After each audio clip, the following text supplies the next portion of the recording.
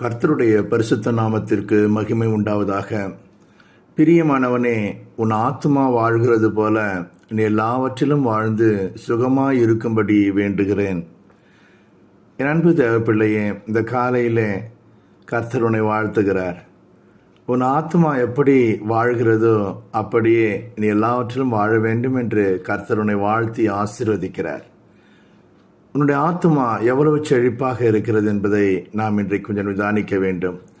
கர்த்தருடைய சமூகத்திலே என் ஆத்மா செழிப்பாக இருக்குமானால், மற்றவர்களோடு இருக்கிற உறவிலே என் ஆத்மா செழிப்பாக இருக்குமானால், கர்த்தரோடு இருக்கும் உறவிலே என் ஆத்மா செழிப்பாக இருக்குமானால், உன் ஆத்மா எவ்வளவு செழிப்பாக இருக்கிறதோ அதைவிட அதிகமாக நீ எல்லாவற்றிலும் வாழ்ந்து சுகமாய் இருக்க வேண்டும் என்று கர்த்தர் விரும்புகிறார். இந்த காலையிலே கர்த்தர் உங்களை ஆசீர்வதிக்கிறார். நீங்கள் எல்லாவற்றிலும் வாழ்ந்து சுகமாய் இருக்கும்படி கர்த்தர் விரும்புகிறார். இயேசுவின் நாமத்திலே நானும் இந்த காலையிலே உங்களை வாழ்த்துகிறேன், உங்களை ஆசீர்வதிக்கிறேன். கர்த்தர் உங்களை ஆசீர்வதிக்க வேண்டும் என்று உங்களுக்காக வேண்டிக் கொள்ளுகிறேன். நீங்கள் எல்லாவற்றிலும் வாழ்ந்து சுகமாய் இருக்க வேண்டும்.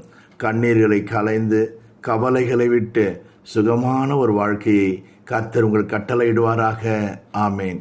தொடர்ந்து இணைந்திருங்கள். இது கடைசி கால கிருபையின் ஊழியங்கள்.